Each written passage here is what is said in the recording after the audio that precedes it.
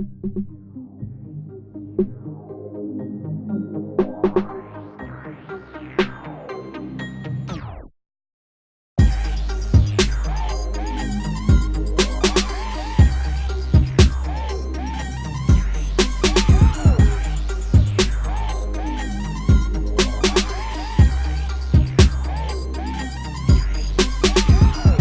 are now tuned in to the Cosmic Convos podcast, your number one source for accurate, relevant, and thought-provoking astrological conversations in the podcast nation, the place where stars and minds align.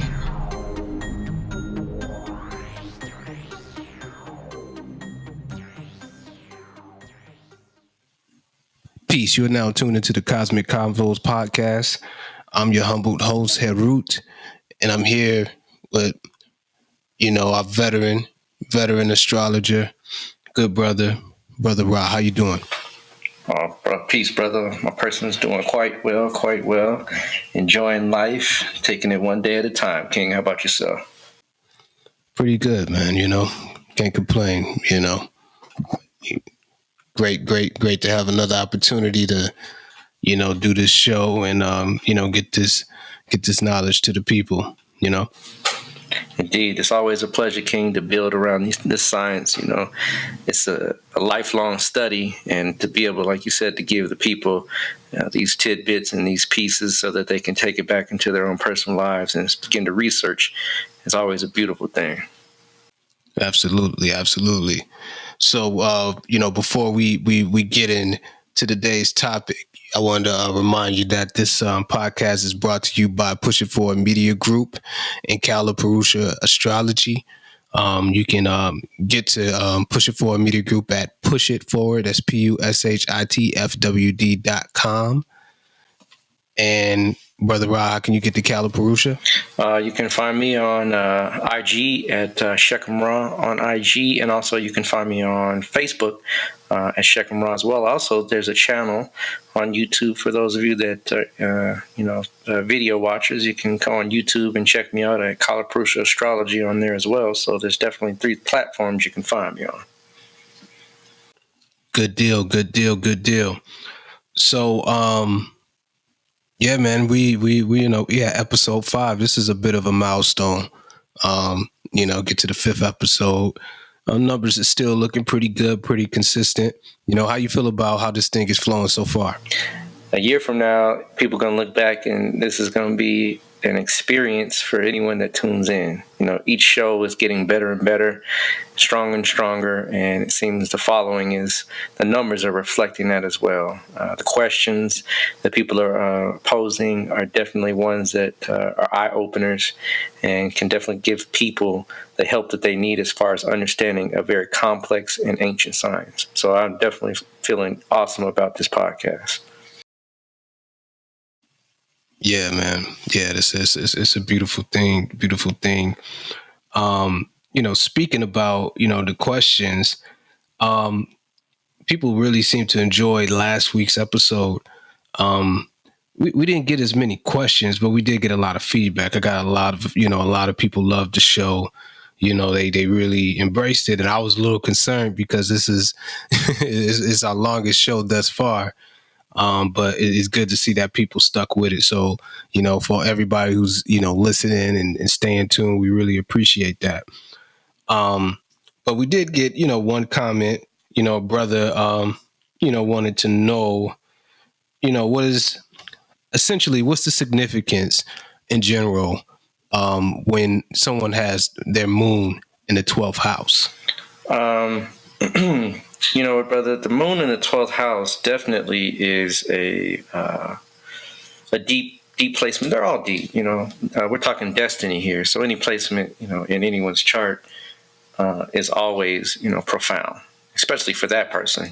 They feel it the most. They experience it the most by and far. But, the 12th house, moon in the 12th house is some phenomenal imports to it. The 12th house is a very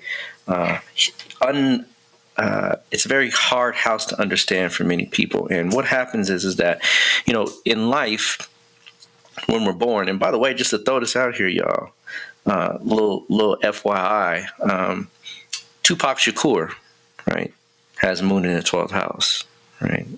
He has it in Pisces. And you can see a lot of the imports, a lot of the nuances through his life as an example of what it looks like to have the aspect of the mind located in a house that we consider to be hidden. Right, the 12th house is the house of the subconscious, so to speak, and all of this is the subconscious, you all. But at the same time, when we say we localize the house that is the part of us that is hidden, right? It's the closet that we keep things in. That would really be what the 12th house embodies. And the way it works is that when we're all born, right, we have an umbilical cord, right? And the umbilical cord, for 9 to 10 months connects us to, the physical aspect of the mother. That's how we get our food and oxygen and so forth. So many of the nutrients that come through, and of course we have gills up to a certain point, but once the gills close, right, we're fed primarily through the umbilical cord. So when we're born, right, the umbilical cord is cut. And the way this works is that it's strange because you would think that the second house, right, would not be able to be seen with the naked eye. But in fact, the 12th house would not be able to be seen by the naked eye. The 12th house is the house that's right above the horizon, due east. It's right above when the sun rises, when you look directly up above the sun, that is the 12th house. Not underneath the horizon, but above it.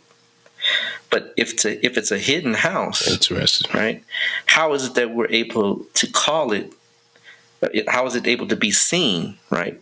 In the day, in at any point throughout the day, whenever the planets rise, they rise in the east, and when they rise in the east, the first place they hit is the 12th house. Mm. What happens is that the 12th house represents the psychic umbilical cord that we have with our mother, right? It represents that bond. When a woman is pregnant and she's breastfeeding, right, she knows that the baby's hungry because her breast will begin to literally lactate on their own, right? The milk will come out on its own naturally. I've seen it. I have, 3 children. And every time when the child was hungry, she would know. And I'm like, how do you know that? The child would make any noises, right? Being, sitting right there, but you could look at the child and obviously see something's going on. Well, there's a psychic umbilical cord that's there, right? And that psychic umbilical cord connecting us, right, is that 12th house that is directly above the horizon when we're born. That is that is the means that we still have in order to send our mother those psychic messages. And the 12th house is one of the most psychic houses there is, other than the 8th house. Yeah. So when the moon, right, is in the 12th house, right, the moon in astrology represents the mother as far as a planet par excellence. Of course, there's other qualifying factors. There's some placements, some schools of thought that say Venus at certain times represents the mother as well. But we also know, bottom line, the 4th house represents the mother, and also the ruler or the controlling planet that governs the 4th house is also representative of the mother. But if we just had to single it to a planet, the moon itself represents the mother. And we could look at Tupac and see some things that definitely have some specific messages in his life about the relationship that he has with his mother. Well, the moon in the 12th house, when a person is born, typically that mother is going through something during pregnancy and usually slightly after pregnancy as well, meaning that they're having some issues with regards to how they're handling life's pressures at that time. And you can see that, of course, in Tupac's chart and Tupac's life, right? Without a doubt. So the moon in the 12th house definitely talks about the person has very powerful dreams, right? They live in their inner world in a very prominent way, right? They almost have another world that they are constantly in that you and I will never see. That's interesting. Because, Tupac was born in prison. Henceforth, the mother being in the 12th house, and the 12th house, the moon being in the 12th house, and the 12th house is imprisonment. Right? The 12th house is hospitalization, imprisonment, being cut off from society at large. So with that being said, i.e., we can clearly see that the moon in the 12th house in Tupac's life reveals those things. And this individual, Tupac, was very imaginative, because you have to be that in order to be a prolific, hip hop artist. Those words, those stories, those, Brenda's got a baby, that's prominent example of someone that can imagine and feel, right, someone else's pain, right, through a psychic bond that people have with the collective unconscious, for lack of better words. So when the moon is in the 12th house, this person has a very powerful imagination, right? Again, they live in the mind, right? They have very powerful dreams. They at times seek to escape reality. They need time to regenerate, right? They need time to be away from the mainstream of things. And if they don't do this, they usually find themselves very they're not at ease with the mainstream of life. They need the time to recuperate, to get away, to be isolated, if you will. In fact, a lot of times they have a lot of problems showing their emotions in public, right? That's imbalanced in a way, or they kind of keep that part hidden and tucked away. So, the other thing is that with the moon being a luminary, we also have to look at other qualifying factors. I mean, we don't know really where everything is placed in the entirety of the chart. These are just very general prognoses. These are very general outcomes of the moon in the 12th, but you will usually see a very consistent theme, especially with regards to the mother. The mother can be very invasive. The mother can be very smothering, or even it's usually the opposite. The mother doesn't show a whole lot of nurturing and affection, so that individual really has a problem doing that with other people, and especially in public situations, or situations that call them out on that particular aspect of life. We don't know where the fourth lord is, so of course that's another qualifier for the person's relationship with their mother. We don't know any aspects to the fourth lord or any aspects to the moon itself. So again, answering these questions, we would have to see the chart specifically. And if I'm correct, I believe you said it is a Taurus ascendant. But Taurus ascendants have a whole different process when it comes to moon in the 12th house than anyone else. So we would definitely need to see where the ascendant lord is, where the nodes are. All those things will have an import and an impact on how that particular placement plays out. But in a general sense, you will see those same things of issues with the mother, the need to escape. They love music, right? They will love music. Will take them off into very distant lands. They will watch movies for hours on end, right? Because this is an escape from reality. So again, I don't want to, get too deep into, all of the specifics of it. They can be psychic as well, right? They can feel, things underneath the surface many times, because the 12th house, again, is that umbilical cord that, if it's not cut or tended to properly with regards to the psychic apparatus with the mother, then that person can definitely have some some problems with their the balance of their inner world, or being too subsumed into being in their inner world, or hiding that inner world in an excessive way. Indeed, man. Yeah, that was a good general breakdown. And if anybody's listening, if you want to know specifically about what's going on in your chart, and then for the brother who put that comment out there, if you want to know, you want to get deeper, you want to know specifically what's going on, hit up Brother Ra, hit up Kylie Perusha, to go ahead and get a consultation, or or tune into one of the classes that this brother has going on, to really, really, really dial in and get specific knowledge about your chart and beyond. Right? Indeed, yeah. Get with me. Get with me. Definitely hit me up. I'd love to reach out to the people. Anyone that has a question. If it's a general question, we can always have a brief dialogue. But if you want some more specific or in-depth knowledge, I do, of course, consultations. Also, and we have various levels of consultations. Is from a minuscule amount to the full blown chart getting done. Just let me know what you're interested in and we can definitely delve in. And also, like the brother said, take classes, because the one thing is that if you take classes, the information is yours, right? And you don't have to constantly seek out the help of an astrologer. You can literally become an astrologer yourself for those particular areas that you may not be comfortable in understanding. So definitely get at me. Indeed.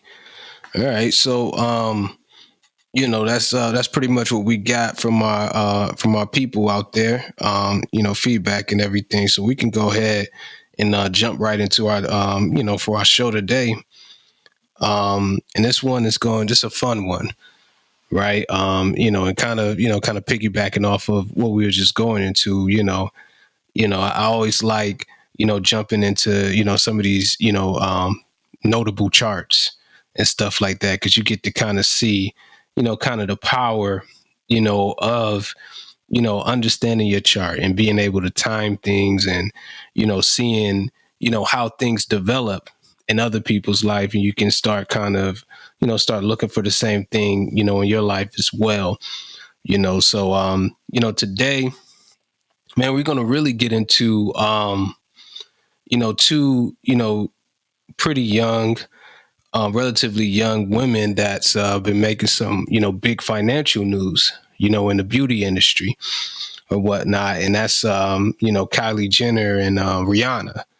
I think Forbes put out a couple articles, and both of these young women have put out pretty successful companies, putting them up in the hundreds of millions of dollars in net worth. So I think this would be a pretty interesting somewhat of a case study to kind of go over. What you think? Oh, these are wonderful case studies. I mean, you can't get any better than these charts that we're bringing to the people. As an astrologer, as astrologers, charts are the proof in the pudding. Because Yep. when we have people that are out there that have their lives on display, when they're public figures, these are the people that we can look to say, you know what, here it is, right?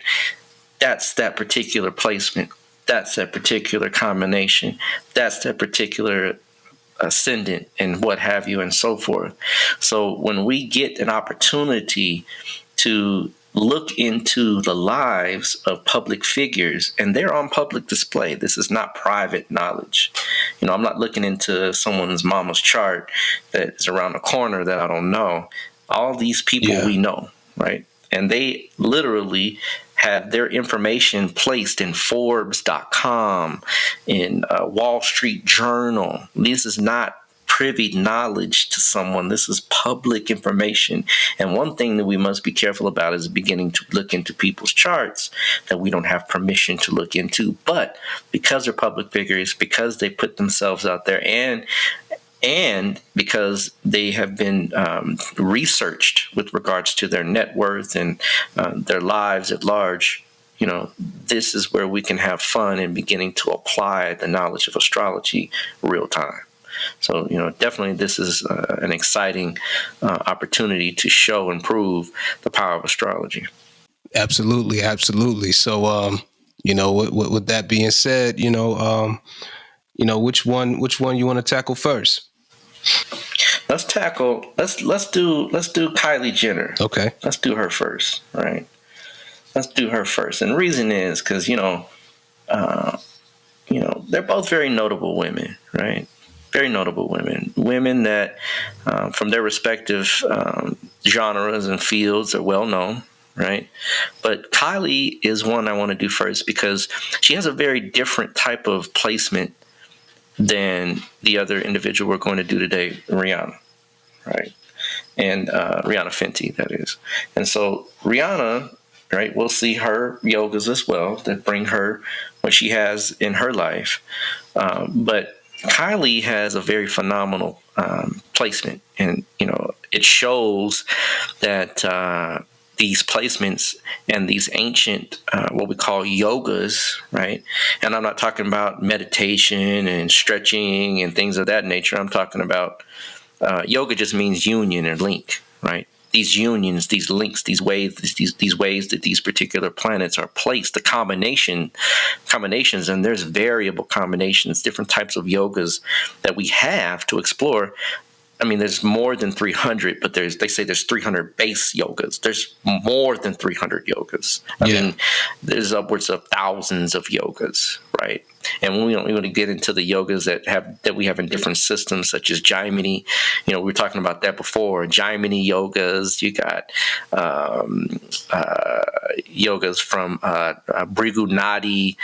These are all different systems that are used in astrology that have different approaches, but come out with very profound realizations from those particular approaches or schools of thought, if you will. These are different schools that study from different perspectives. But the yogas, right, are key factors in what kind of differentiates this from what we call Western astrology or tropical astrology. And I'm not to knock tropical or Western. If that's what you use and it works for you, do what works for you. But it didn't work for my person. And I know a lot of people that have left and abandoned that particular school of thought to come over to this side, and their mind is constantly blown with the simple accuracy of it. And we're going to see it today. Yeah. But to start off with Kylie Jenner, right? Kylie's only 21 years old, right? 21 years of age. I mean, if you think about being 21 years old and being considered, your net worth being considered a billionaire, right? That's pretty uncommon, right? It's not common you find someone that doesn't even have their frontal lobes developed, right? To be someone that is, in Forbes magazine is considered one of the wealthiest women of her genre.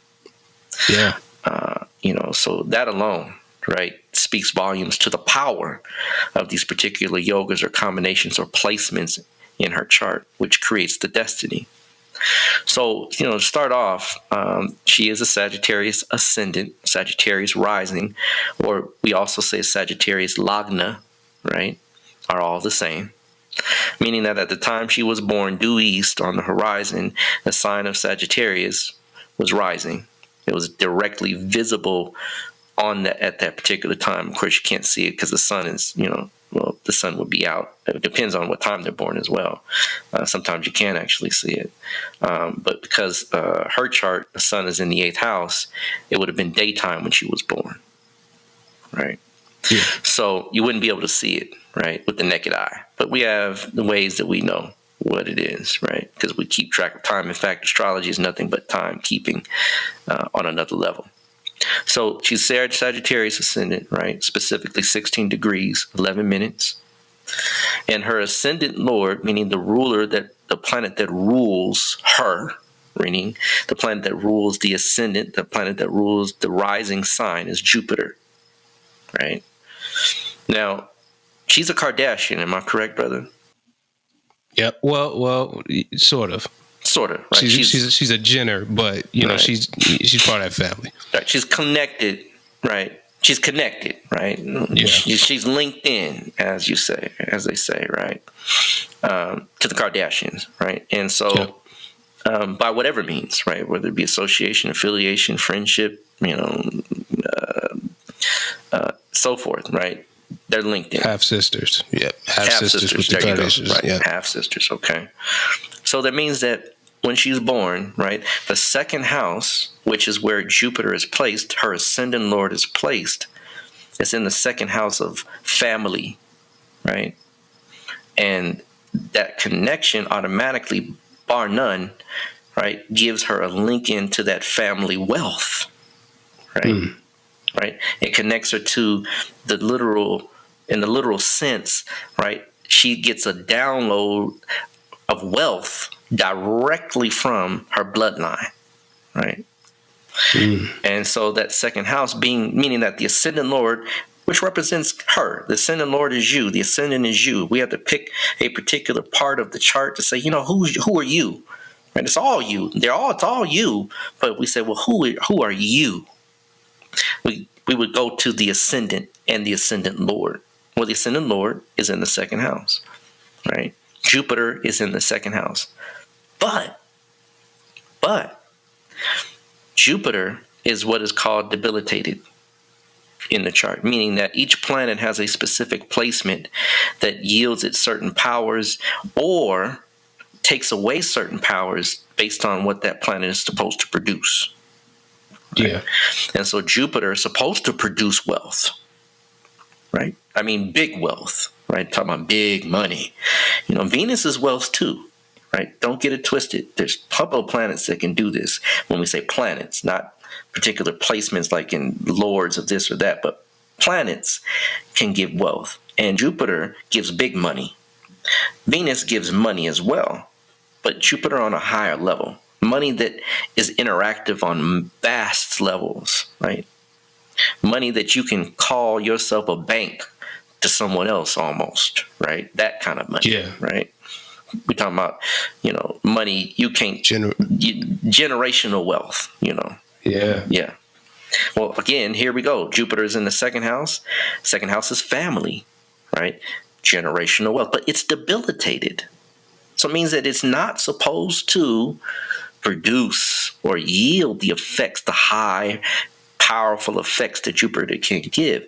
However, the caveat is that, and as I was speaking earlier about those particular placements, those fine-tuning aspects of a chart where we have to really get in and say, does this particular placement do that, or does it do that and then that? Well, this particular placement does this and then something else. And Jupiter is in the second house, debilitated. Jupiter is at 23 degrees in Capricorn, right? And it's retrograde.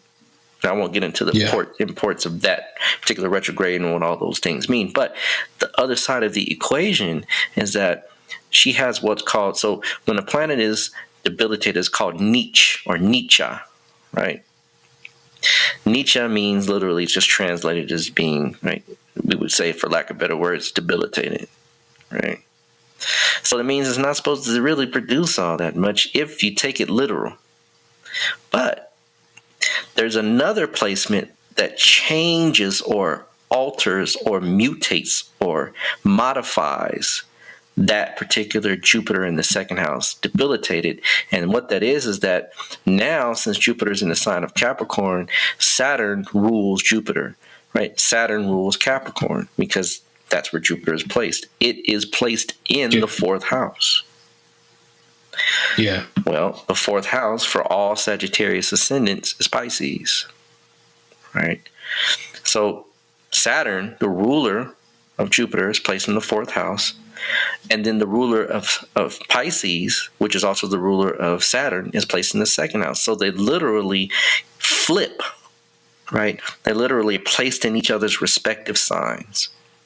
What this does, Atef, is it cancels the debilitation, right?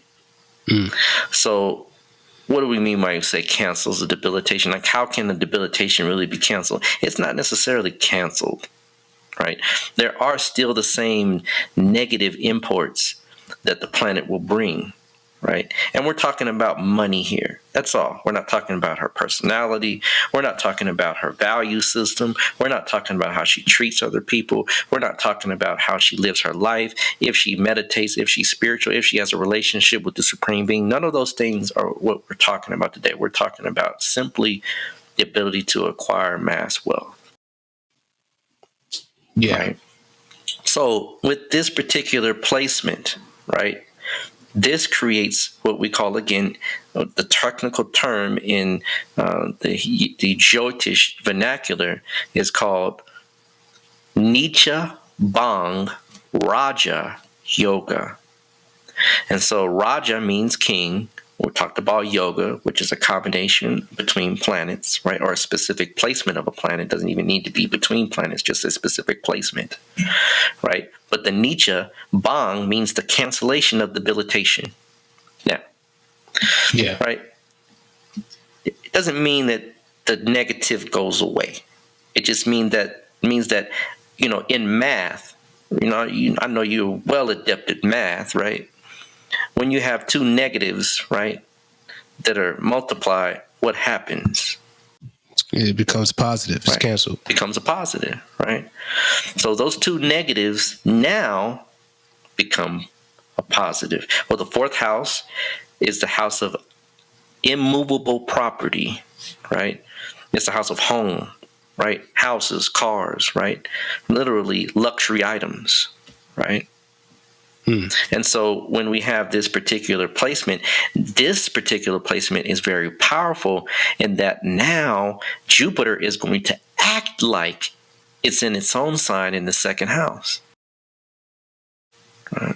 Saturn is going to act like it's in its own sign in the fourth house. So we could also look at it as if to say almost in a way, not saying it that it is, because remember, they are still where they're supposed to be. They are where they are, but they're going to give each other the strength, right? They're going to strengthen each other. It's like me, we're partners, right? You in my house, man, you come like, man, hey, man, you got all kind of stuff I'm with. And I can say the same thing about you, right? Wouldn't be too far-fetched. I see me at her root shrine. You might see a setback shrine at my door, right? Like, hey, man, we good, right? We're in each other's respective houses. So we do very well because we are literally linked between those houses, right? And Saturn and Jupiter are not enemies. They literally are like two big sumo wrestlers that look at each other that you kind of know, hey, this is a stalemate here, so there's no sense of me fighting with this person, right? Right. So they're neutral, as we say, right? Saturn and Jupiter. It's a good way of explaining it, right? A good image. Right. And they're the biggest planets. In fact, Jupiter is kept in place by Saturn's orbit. Right, they check each other, and even in the astronomical sense of things, right? Astronomy and astrology are sister sciences. They're really two sides of the same coin, right? So Saturn keeps Jupiter right where it is, and Jupiter, because of its large gravitational pull, but not only that, its purpose and function in the particular solar system, right? They're just kind of like two big planets to say, you know what, I'll leave you alone, you leave me alone. Right, they're almost both like teachers, right? Guru, Jupiter is the teacher, and Saturn is also a teacher as well, right? Not in the sense of the traditional word, but it is definitely going to teach you something, right? Then they kind of they create a net zero effect, right? So it doesn't mean that they cancel. They don't cancel each other out. Not like in the sense of the Nietzsche Bang Raja Yoga, where now a debilitated planet becomes almost like exalted. Right, meaning now exalted is the other side of debilitation, where this planet does extremely well, right, with regards to the imports of the things that it presents and means in the chart. So the second house rules wealth, savings, right? Literally your bankroll, right? How much you got in the bank, right? That's the second house. How you handle money. Right, and the fourth house, home, right, movable property, right, assets, right. Second house is assets, is in liquid as like money, but the fourth house is assets, like what do you physically own, right? So they exchange. So Jupiter's acting like it's in the second house of bringing a whole lot of wealth, right? And the fourth house is acting like it's bringing all of these. I'm sorry, not Jupiter's. Saturn's acting like it's in its own sign in the second. I apologize. Apologize for that, family. Saturn's acting like it's in its own sign in the second, stabilizing those resources. Excuse me. And Jupiter's in the fourth, acting like it's in the fourth house, expanding and growing the home and the luxury items all around her. Yeah. And this is what she's pretty much experienced for her whole little 21 years of existence, right? Now, of course, these qualifiers happen also through what we call dasha periods, right? And dasha periods, I just like to explain them as chapters of life, right? It's like a book when we read a book, right? And we said, okay, well, what chapter, man? Okay, well, I'm in the cancellation of debilitation chapter, where the person's negatives become a positive, right? Where, right, these things that shouldn't be are manifesting. Yeah. So, it brings her immense wealth. Jupiter, as we stated, is the planet of wealth, right? And she's in a Saturn dasha period. For the most part of her life, she's in a Jupiter dasha period. She was born into a Rahu dasha period. So, right, just a little tinge of that nodal Rahu planet of confusion. Then she goes into the Jupiter dasha, which obviously she's born into a family with some money or connected to money. And now she herself, right, is also bringing the money, which that Jupiter herself in the second house debilitated, right, but also exchanged with Saturn. She's in a Saturn dasha, so now the money is just pouring in. She's worth $1 billion net worth. Right. Not only that, she's got some other planetary placements, other yogas, right, that yield some power. She has what's called a Lakshmi blessing, right? A Lakshmi blessing is when the ascendant Lord, the first Lord, right, is actually connected or linked in with the ninth Lord, meaning that the sun rules the ninth house for her, and it's in the eighth, looking directly at Jupiter in the second, and Jupiter's looking directly at the ninth Lord in the eighth. So they're looking at each other. So those houses, and the ninth house represents fortune, right? As in, like the supreme being smiling upon you. Some in the Christian tradition, they would call it grace. Right? Yeah. We know better than that, right? We know it's karma, right? But, yeah. Right. But they say that, what's something they say now, highly favored. Right. Some actions that were taking place because she's 21, right? She hasn't gone to college for finance. Yeah. Right? She hasn't. She's not a Warren Buffett or someone. I mean, like she hasn't worked really hard for this wealth. Not to say she doesn't work. I'm not saying anything about what the woman's capabilities are. I don't know her personally, but I can tell you in the limelight, she hasn't worked a hard day's work in her life. Right? I got to go to work tomorrow, brother. I don't know about you, but I bet you compared to her day, right? It's a notion, right? My day would definitely, right? I'm just giving an example of, this person doesn't really have to do too much for this wealth. It's just given to her, right? We say it's karma, right? Right? Because at the age of 21, how much could you really have done and created yourself if it wasn't for the circumstances around you to bring you this thing, right? She has a Lakshmi blessings, right? Again, bringing her wealth. Lakshmi brings wealth. Laks means goal, right? That's what Laks means. Laks means goal. Lakshmi is the goddess of getting your goals accomplished, right? Getting things done, which brings you wealth. Not just because you are due money, because there's something that has transpired that has brought you this, not even sometimes of your own volition. So the other thing I want to talk about with Kylie, right, is what's called a Chandra Mangal Yoga, right? And you'll hear me, like, all these are yogas, right? So she has a Dana Yoga as well. Dana Yoga is when, there's money in the chart, right? She has that through the second house exchange with the fourth house, right? That's kind of the Dana Yoga. Let's say there wasn't even the debilitation cancellation. Let's just say it was any two planets that would deals with the second and fourth house. That's really powerful. What's called a Dan Yoga. Dan means wealth. So she has a wealth yoga, but this wealth yoga also involves a debilitated planet, which becomes like an exalted planet at the same time. So that's why I mentioned her first, and that specific yoga is very phenomenal because it does literally turn the negative into a very beneficial, positive in the sense of wealth, not in the sense of spirituality, not in the sense of values, not in the sense of compassion and so forth, right? So, but the Chandra Mangala Yoga, back to that yoga, it's when the moon is in the 1st, 4th, 7th, or 10th house from Mars, right? So she has Mars and the moon in the 11th house. Now, this is the house of gains, right?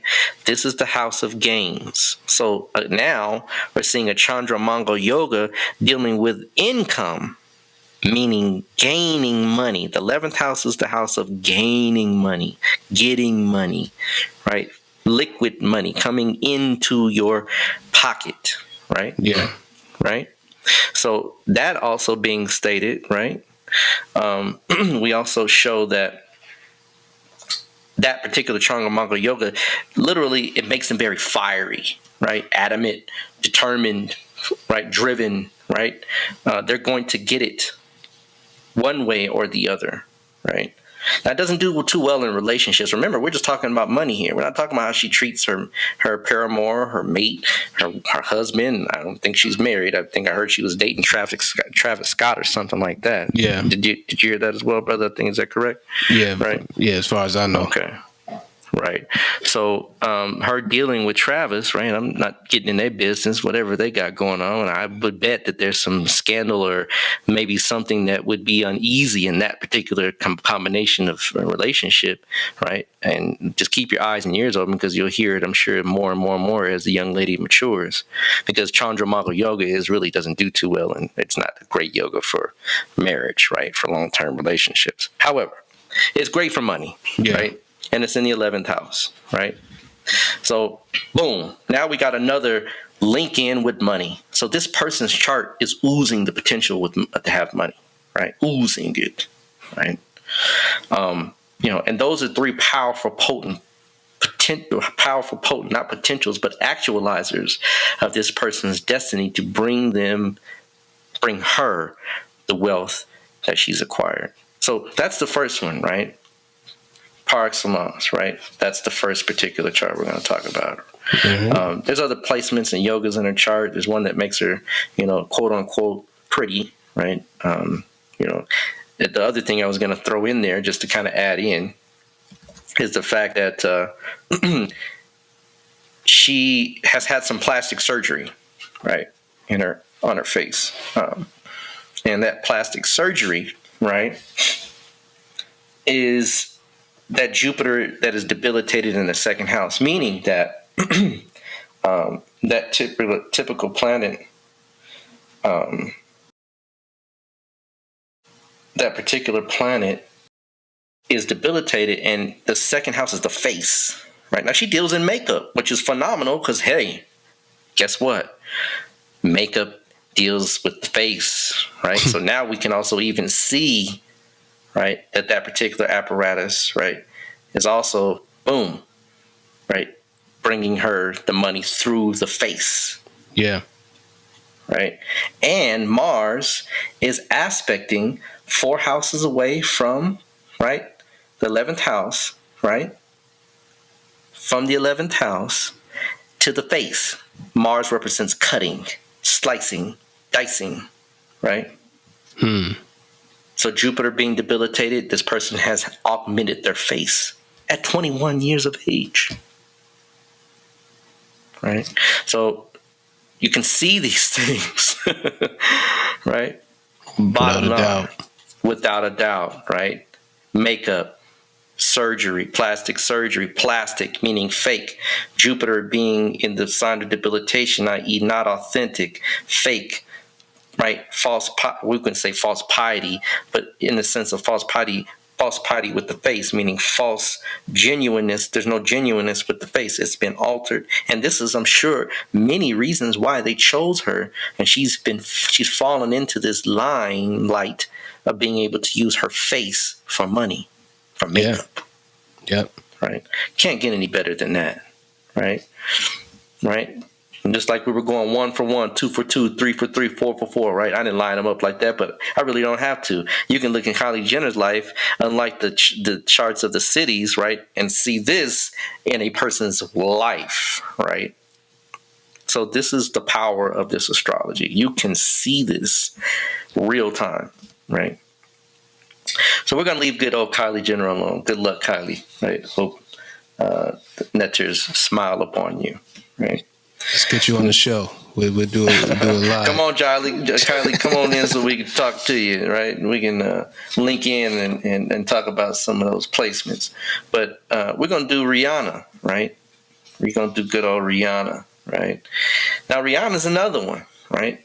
And she has some powerful stuff going on, too. Powerful stuff, right? Just like Kylie. Kylie's got a little bit more reported wealth. You know, she's at $1 million, but considering Rihanna ain't doing too bad, right? Yeah. She's at 600 million net worth. Right? You know, without the Kardashians. Right? I mean, you come from the Kardashians, you know, you should have some Lincolns to some money some kind of way, right? Absolutely. Rihanna is her. It's just her, right? Little old Rihanna, right? So Rihanna's ascendant itself is Pisces. Well, hey, here we go again. Here we go again. Jupiter is the ruler of Pisces. Uh-oh. Now we're talking big money again. Now, she didn't start off, you know, with a whole lot of money, right? She didn't start off with a whole lot of anything living in Barbados, right? That's where she was born, right? Yeah. Asian. She, you know, Barbados is not one you walk into and see, you know, people with just oozing wealth, right? Not to say they have wealthy people there. I'm not saying that. Definitely not the locals. No. She was a local, right? She's a local, right? Yeah. You know, didn't start off, you know, but again, it's not how you start, it's how you what? How you finish, right? And so her ascendant is Pisces. Again, due east when she was born, right? Her ascendant on the horizon, the sign on the horizon, was Pisces, right? The two fish, right? Ruled by Jupiter. Just as Jupiter rules Sagittarius, it also rules Pisces. Just to get that in there, right? So people get it. But guess where her ascendant lord goes? Second house again. Second house. Here we go again. Now, she's not born into money, right? She's not born into money. But, right, Jupiter in the second house creates another, what we call, it's similar, you know, sometimes it alone, depending on its placements and so forth, it also kind of shows that person at some point will have some large access to large assets, right? Their bankroll at some point will be large. Now, of course, it could be other planets in the second house given, right, in different charts, right? Because it just doesn't mean that Jupiter's there alone. Will it do that? There's other things that have to qualify it. Again, astrology is a science, so you have to use several layers to get to this particular understanding, right? You can't just look at anyone's chart and say, oh, they got Jupiter in the second house, they're going to be rich. No, it doesn't mean that. Yeah. But for her chart and Kylie's chart, both of them have qualifiers that show par excellence, these girls are going to be rich. So Jupiter in the second house, right, expands the second house, right? Now her Jupiter's not debilitated, so she has some natural beauty going on, right? Right? We don't have an altered beauty, right? A false sense of beauty. We have a genuine sense of beauty. It's in the sign of Aries. Aries is the second sign from Pisces. Henceforth, the second house is Aries. And so Aries, being ruled by Mars, well, we need to find where that particular... Now, before I did forget to mention that particular placement that Kylie has, it's in the fourth house. And anytime you have those placements in what's called a Kendra house, meaning one of the major, it's like the foundation of the chart. The first house, the fourth house, the seventh house, and the 10th house are called Kendra houses. They're the foundation of a person's life, meaning the person's physical body, right? Their home life, their mother, their mate, right? And their perception in the world. Sometimes even they say the 10th house is the father, but we can argue that back and forth. But the perception of the world, the person's perception, i.e. their career, their profession, all of these are major fundamental forces in our lives, right? Yeah. So whenever a planet is placed in one of these 4 houses, those planets are going to give that person those attributes of that planet, and henceforth the planet in that sign, they're going to give that person those attributes above and beyond pretty much all the other houses. Right? So the second lord, which is Mars, which rules Jupiter, is in the 10th house. Right? Which is a major house, a Kendra house, a prominent house. It gives it power. These houses represent power in the chart, right? So the second lord goes to the 10th house. Here we go, right? Well, guess what? Just like little old Kylie, her 10th lord goes to the second house, because the 10th house is Sagittarius for Pisces. Right? If you count 10 houses away, 10 signs away from Pisces, you end up in Sagittarius. So now we have another what? We have a called a parvatana, or an exchange between houses. Just like in Kylie's, we had the second and fourth lords exchange, or parvatana. Now we have the 10th and second lords exchange. Whoa, that creates power in wealth, in resources, right? So now we can see clearly that this person, and guess what? What's Rihanna's claim to fame? Of course, she is a musician. In fact, she's one of the richest musicians. That's one of the other things that is stated about her, that she's one of the wealthiest female musicians out right now, right? She actually beat out Madonna. Madonna was at like 500 and some odd million. Right, so that tells you Madonna's high. Again, Rihanna is still fairly young. She's not as young as Kylie, but again, Kylie's born into wealth, so that's a whole nother conversation like we just had, right? But this is someone that's almost not self-made, but definitely has done a lot of the work to get there on her own. Right? Absolutely. Right. She's pushed this career that she's had from being a nobody to a somebody. Right. When you're born as somebody, it's kind of easier to get to the top. Right. But when you're born in little old Barbados as some little light skinned girl, right, with a cute face, she's made her way up. Right. Well, the ascendant lord is in Aries. So guess what? Some of those things, some of those imports are going to have that drive for her. She's going to have that ambition. She's going to get out there. She's not scared to be in the public eye. Right. Yeah. But guess what? She has a claim to fame through makeup. Her brand is Fenty, right? Last name Fenty, right? Her brand, right? Second house, a lot of times they say means the name of a person, like it's the speech of a person, right? So literally, like it's her name on this brand. So we have a parvatana between the second and the 10th house, bringing power to the wealth to power. Right? Boom, automatic wealth. Not saying automatic in the sense like that they don't have to do anything, but in the sense that karma smiles on them as far as wealth. Now, wealth does not mean you're happy. Wealth does not mean you are at peace. Wealth does not mean that you are living a righteous life. It just means you have access to resources above and beyond what most people can fathom. Yeah. Right. Yep. However, here we go again. Now, she has what's called a Malvaya yoga. You're going to hear this word yoga come out pretty much shows are going to start throwing yogas out, right? Just yoga, because these yogas are just those combinations and placements that give these particular karmic outputs, right? Probably do a whole show on them. Oh man, we can. Well, several. Yeah, I mean, these yogas are going to start coming out just in everything we do, because this is one of the fundamental aspects of how Jyotish, right? Some people say Vedic astrology. I really kind of lean away from that word, because Vedic, the Vedas, right? Okay, I even throw it out there, but for the most part, it's really Indian astrology, right? Or Jyotish, right? Because the Vedas, that's a touchy subject we'll talk about another time, right? But let's say Indian astrology, right?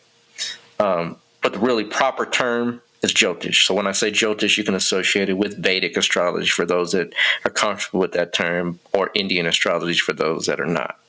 But Jyotish, right, is one of the basis of it, and they have many. We actually talked about those different aspects of it, right? That gives it its power, right? Yogas is one of those aspects, right? The specific types, like Lakshmi. Who's Lakshmi in Western astrology? Who?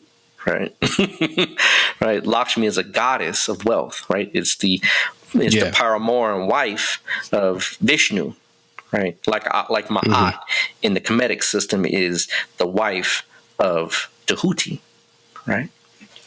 So, right, Lakshmi brings wealth. Well, she doesn't have a Lakshmi yoga per se, right? And she kind of does in a way. I won't get into that, but in a way, right? Because the ninth lord does aspect the first house, right? But that's another story. I won't throw that Lakshmi in there because it's not a very strong one that we could really run with. But we can say that the Malvaya yoga is there. Malvaya is when Venus is exalted in either 1, 4, 7th, or 10th house. Some people also say even in the 5th and 9th house. We would even qualify it in the 5th and 9th, but it's more of a spiritual Malvaya yoga. And that just means that Venus is in its own sign, or Venus is in exaltation in one of those said houses, 1, 4, 7, or 10, or 5 or 9. But she has it in the first house, which is her physical body. Yeah, she's Riri, if you're listening, right, you looking all right, girl. You ain't doing too bad, right? right. Venus, right, it literally gives her beauty, right? Natural beauty, right? Not the one that's cut with the knife, even though Mars does aspect it, right? This is a different qualifier because we're not talking about the face, we're talking about her body. Literally, she has a very attractive overall presence, right? Top to bottom, right? Left to right, right? So that Malvaya yoga also gives wealth, right? It can give wealth, right? And it's going to give wealth through the physical body, right? It's going to make the body attractive, right? It's going to make her very sensual, right? As well, right? These yogas are very powerful because they will tell you some things when you begin to understand them, that this person is going to have these attributes, and you do see them. You can see them in her, right? Yeah. Now, the other thing is that the moon, now here's the other thing, right? So we can look at this also from the moon, right? Now, in Kylie's chart, it's a little different because the moon is in the 11th house, so it would change some of those positions where the 2nd and the 12th would be exchanging, but we won't get into that for the sake of time. We want to keep this right down the middle. But for all intents and purposes, right, when it's from the moon, when these planets are from the moon and from the ascendant, it's kind of double whammy, right? It kind of reinforces that the person is experiencing this from not only the physical reality, from the mental reality as well, right? From the mind's perspective, meaning that she's feeling this as well as she's literally living this, right?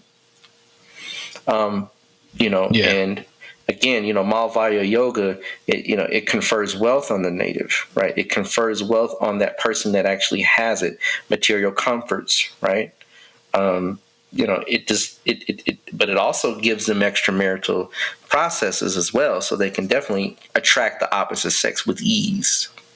And I would say that would be her, bar none, right? Without a doubt. But also, no doubt, right? No doubt. Venus is aspect in the 7th house, right? Which gives her, she can get a man with no problem. I'm sure she's got them lined up around the world, right? Who wouldn't want to get in line with Rihanna? But it's from the moon, right? And so the moon is actually another ascendant. Right, we can take the moon as an ascendant, just like the first house is also considered an ascendant. So literally, it's from both her mind and body that she's experiencing these realities. Right, because you can have the reality and not feel it. Like it's there, but I'm not feeling it. It's not. I don't resonate with it. I'm not right. I'm not feeling this. It's not vibing with me. Yeah, but it is with her. But the moon also in the first house gives her a glow, an alluring attraction. Not like Venus. Venus is just pure beauty. But we're talking about the moon, which softens it and makes it, more alluring, more smooth, right? More magnetic, right? So, because that's what the moon does. Literally, I mean, you're out on a beautiful full moon. The moon it pulls and pushes. I mean, pulls and affects, the earth in a very, serious way, just like it affects us when we're out. I've been out where I just look at the moon and sit there like, wow, it's beautiful. Same thing with Rihanna. You could just look at her and like, wow, wow. Not to say I haven't seen women that are more attractive. Of course I have, but I'm just giving her a due because she definitely is, one that would definitely be an attractive individual. However, right, moving on in, right, guess what? She's got that Chandra Mangala yoga as well, right? So guess what? In relationships, and we know this in relationships, right? She definitely had a round or two with Chris Brown, right? Right? Yeah. They went a couple rounds. Now, I'm not saying who the victor was, but unfortunately, a man should never beat on a woman. Let me make that clear, right? I don't want people out there, but she has a power with her that definitely can push your buttons, if you will, right? Yeah. Chandra Mangala Yoga does well in business. Hello. Second Lord is the house of wealth, right? Second Lord rules the house of wealth, excuse me. And it's in the 10th from the moon. So this woman can definitely get a little fiery on you. In fact, a lot of fiery on you, right? Because Mars, not only is it 10th from the moon, let's put it like this. Mars can be in the 4th from the moon and not aspect the moon and still be considered or qualified as a Chandra Mangal yoga. But it's in the 10th from the moon. Now, the 7th from the moon is going to do that much more damage to the relationships, right? Because the 7th house, anytime you want to know about relationships, we don't look at just the 7th house from the ascendant. We also look at the 7th house from the moon to define relationships. But she doesn't have it in the 7th. She has it in the 10th. Well, if you count 10 to where that moon is placed, right? 10, 11, 12, 1, 4 away from the 10th, 4 away from the 10th house, which Mars aspects 4 houses from itself, excuse me. You count because each planet has a special aspect. It aspects the moon. So literally, that fireness is directly coming to her and through her at you. Right? Wow. So, Chris, you was wrong, but I understand. Right? Right? Because a woman's power is through her tongue, her mouthpiece. Right? That's why women like a man that can communicate, who can get the gab. Yeah. Right? Because there's an automatic respect when a man can use his mouthpiece and not his hands and use that to literally express himself in a way that is able to move her, right? Then she has a different approach. Well, I don't know how Chris is. I'm not saying he doesn't have a mouthpiece or he doesn't have ability to communicate, but guess what? She does. And she definitely, right, used that mouthpiece to move whatever man she deals with in a direction, good, bad, or indifferent. Yeah. So, but the point is that it brings wealth, right? It brings money. It brings the business acumen. It brings drive, ambition, like we stated, passion, right? So, and you can see she's passionate, right? You can see passion pouring out of her, right? So it qualifies all these particular things, A, B, C, D, so forth. All of these things qualify her to be a recipient of immense wealth. And as we stated in the Dasha scheme, she's in the Venus Dasha period. Yep. Right. Boom. There it is. So, both of these charts, excellent opportunities to present the power of Jyotish and astrology and this is sidereal astrology for those that might brush in through and say, well, I didn't see that. Venus is in Aries. No, this is sidereal astrology. We use things that are actually based on the planets as they are in the heavens, not as they are 2,000 years ago, with all due respect, right? So, what do you think about that, brother? I mean, would you say that that's pretty much right and exact? That's right on the money. Right on the money. I mean, I was just thinking about that. Like, I mean, that's without a doubt. I mean, beauty's in the eye of the beholder, but I mean, without a doubt, I mean, I would say probably at least 90% of the world would agree that Rihanna is a beautiful woman.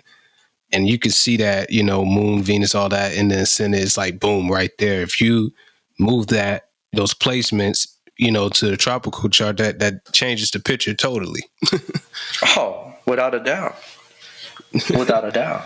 Yeah. I mean, I could even play with it all day and just, it's going to change. She's going to lose, right? Because, I mean, let's say, okay, let's just do this. Let's throw this out there. We're almost out of time, folks. But let's just change it, right? Let's throw her in and say she's Aries ascendant with Jupiter in Aries at 27 degrees.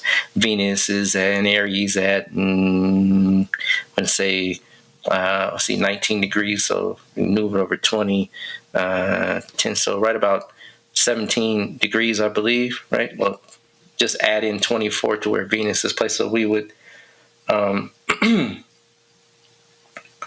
we can put them in the ascendant together. But she loses the qualifications of the Malvaya Yoga. Mm-hmm. Right? Moon is going to move into Aries, right? So all of these planets are going to notch over. Well, the Malvaya Yoga is one of the main qualifiers that she gets because that's what brings her wealth, is her beauty. Yeah. Right? Venus in Aries isn't a hot looking woman. I'm sorry. Like, and some of y'all women might have it. I'm not saying you, because there's other qualifiers. Let me throw that out, right? Keep telling people that. So then when people say, hey, Ra, I got Venus. Not saying that, right? Not saying that at all. Because I've met beautiful women with Venus in Aries. Okay. But I'm saying to give that special where it becomes almost, it catapults you. Right? It pushes you into another category type deal. That's the Malvaya Yoga.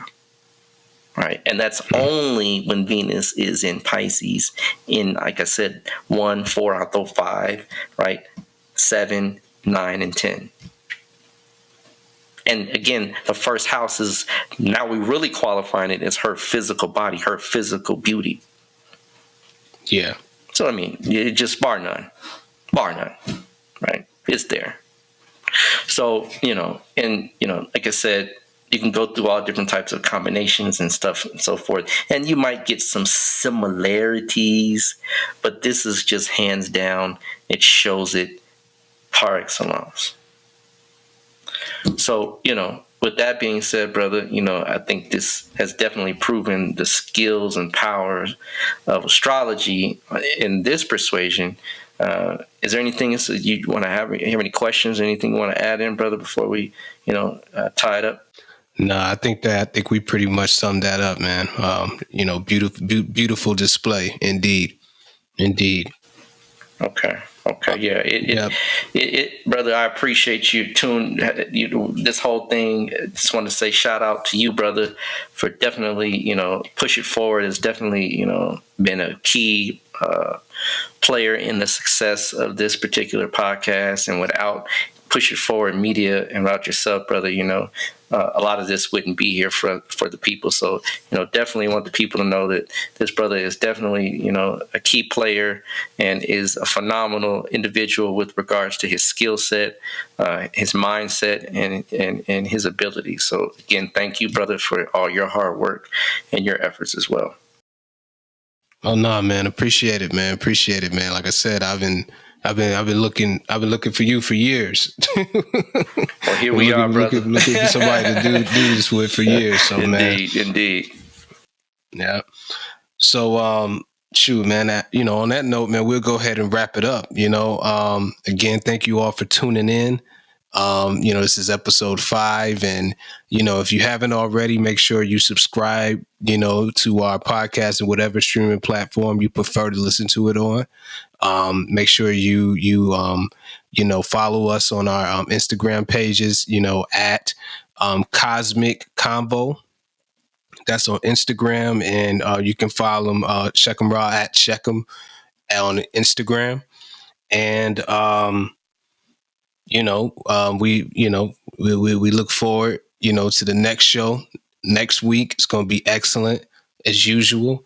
And let us know your feedback, and again, ask your questions and get consultations.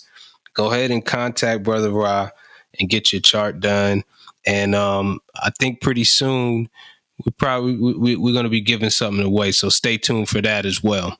You got any other closing words before we wrap it up? Brother, that says it all. Just like you said, if you have any questions or want to definitely chime in, hit us up at Push It Forward, or hit us up at Collar Proof Astrology or Shechem Ra on either IG or Facebook, and that's it. All right. So that's a wrap, man. Thank you all again, and see you next week. Peace. Peace.